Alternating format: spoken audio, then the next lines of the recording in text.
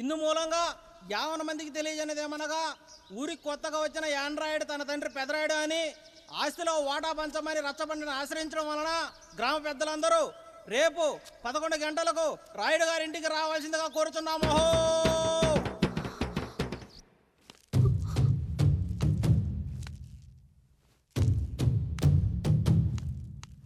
ఎందుకొచ్చారు?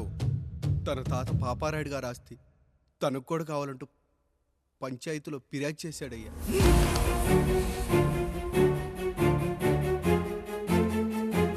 మస్తా గారు, ఆ దస్తావేజులు ఇవ్వండి. అయ్యా, మరి మా సంగతి ఏంటి? అడగరేంటి? అవునన్నయ్యా, ఈరోజు మీ పన్మేష్ కొడుకొచ్చాడు, రేపు ఆ పాలదం కూతురు వస్తుంది. ఇలా వచ్చినోళ్ళంతా మీ సంతానమని తెలిసాక అదిగో ఆ కాముడు చెప్పినట్టు మా ఆయన వాటా కిందో బాత్రూము, నాకో సబ్బు బిల్ల, నా పుట్టబోయే బిడ్డకో బొట్టు బిల్ల, ఇదే మిగులుతుంది. అయినా ఊరి జనాభా కన్నా అన్నయ్య పిల్లల సంఖ్య ఎక్కువైపోతుంది. వాళ్ళందరూ ఇంటి మీదకి వచ్చే లోపు మా ఆస్తి మాకు ఇచ్చేస్తే మా బతుకులు మేము బతికేస్తాంగా. అవునన్నయ్య, మా ఆస్తి మాకు కావాలంతే. ఎవరిని పట్టుకుని ఏం మాట్లాడుతున్నారయ్యా? గా ఉన్నప్పటి నుంచి ఆయన మిమ్మల్ని సాగుతూ ఉన్నారు.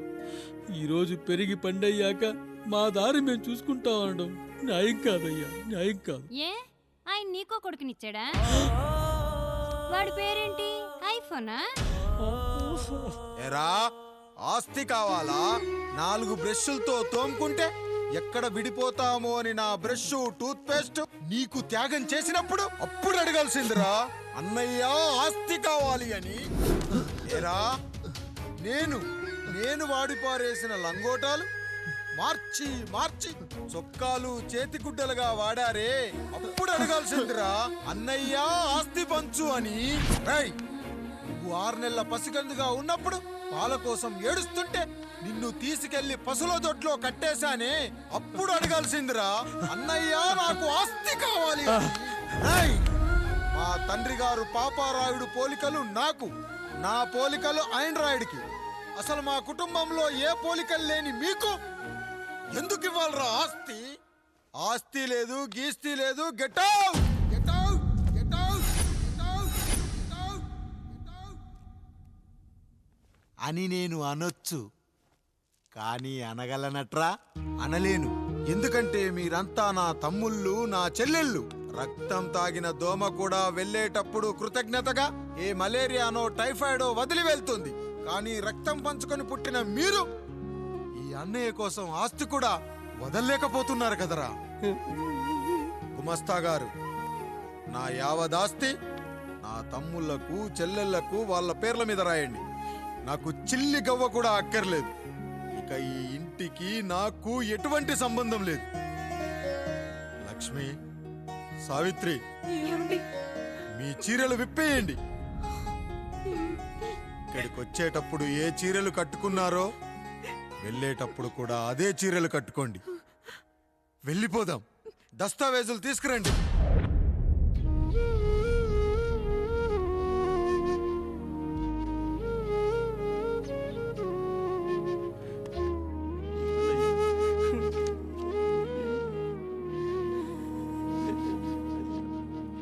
ఇక ఈ ఇంట్లో నా పేరు వినపడితే నా తమ్ముళ్ళు, చెల్లెళ్ళు బాధపడతారయ్యా. ఈ ఇంట్లోనే కాదు, ఈ దస్తావేజులో కూడా నా పేరు ఉండకూడదు.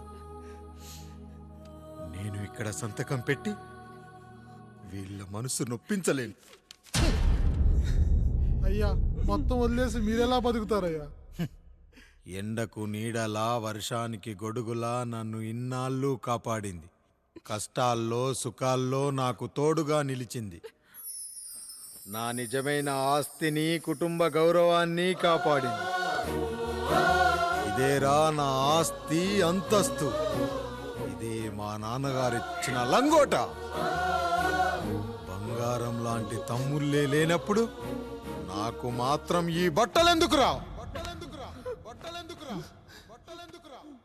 వెతికిన దొరకదే రూపం, అరి పిలిచిన పలకదే ప్రాణం. వెతికా నువ్వు నడిచిన దారుల్లో, బ్రతికే నువ్వు విడిచిన శ్వాసల్లో. హో నీడనడిగా ఎక్కడని నా ప్రాణం ఏరునడిగా ఊరునడిగా ఎందుకని ఈ మౌనం బాధనను విడువనని తడిమినది వెంటపడి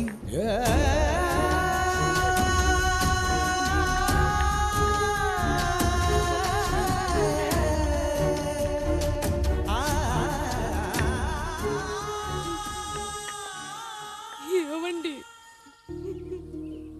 పప్పులో మీ చెమట పడుతుందండి. ఇడ్లీలో 2 చెంచాల ఉప్పు తగ్గించు లక్ష్మి.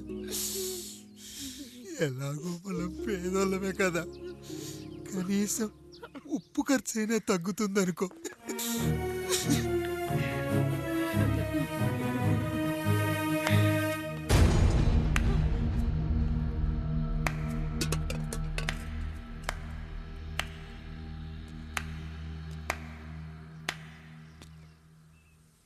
పప్పు రుబ్బుతున్నావా పెదరాయుడు? ఎవడికైనా చేసిన పాపం పండుతుంది అంటారు, నీకు మాత్రం అదిగో అలా పిండయింది. అరే రే రే రే రే, చేతి నిండా భార్యలు, ఇంటి నిండా బంధువులు, బీరువా నిండా డబ్బులు, ఊరి నిండా జనాలు. ఏరి ఎక్కడ ఇంటర్వెల్ ముందు ఇంటర్ చదివే కుర్రాడు ఏదో ఆవేశంగా డైలాగులు చెప్పాడు, సెకండ్ హాఫ్ కు మర్చిపోతాడు అనుకున్నావు కదూ? మర్చిపోవడానికి నువ్వు నాకు ఇచ్చింది అప్పు కాదు, ద్రోహం. అమ్మ వచ్చిన ప్రతిసారి అడిగేవాన్ని, అమ్మా నాన్నెక్కడా అని. నీ గురించి తెలిసాక నీ ముందుకొచ్చా, నీ బ్రతుకుని ఇక్కడి దాకా తీసుకొచ్చా. పిక్చర్ అభి బాకీ హే మేరా పితాజీ. నిన్నిలాగే వదిలేస్తే ఈ ఆండ్రాయిడ్ తో వదలవు. సామ్సంగ్లు, హెచ్టీసీలు, లెనోవాలు అంటూ కనిపారేస్తూ మా అమ్మ లాంటోళ్ళ కోసం తిరుగుతూనే ఉంటావు.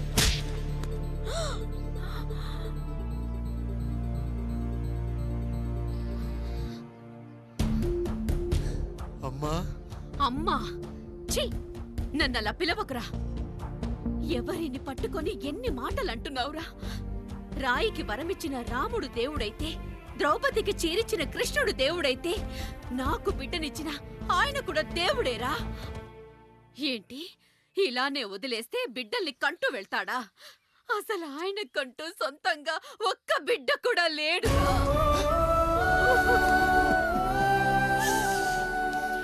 అసలు ఏం జరిగిందో తెలుసా? మీరుండండి అయ్యా, ఉండండి. మొదటి భార్యని చేసుకున్నాక పిల్లలు పుట్టలేదని రెండో పెళ్లి చేసుకున్నారు. ఆవిడకి పుట్టలేదు. మూడోసారైనా తగులుతుందనుకున్నాం, తనకే పుట్టలేదు. పిల్లల కోసం పెళ్ళాలని మార్చాడే కాని వాళ్ళని వదిలేయలేదురా. అదిరా మా పెద్దయ్య మనసు. ఆయన దగ్గర బాణం ఉంది కానీ లేదురా, లేదు. అసలు నీ తండ్రి ఎవరో నీకు తెలుసా? తెలుసా? ఇదిగో ఈ కాముడేరా నీ తండ్రి. గేదె నల్లగా ఉన్నంత మాత్రాన పాలు తెల్లగా ఎలా ఉన్నాయనే కదరా నీ ప్రశ్న. దానికి సమాధానం చెప్పాలంటే, ఒక వర్షం కురిసిన రాత్రి నేను 9వ నెల బాలింతగా ఉన్నప్పుడు. పండు పండు ఇదిగో.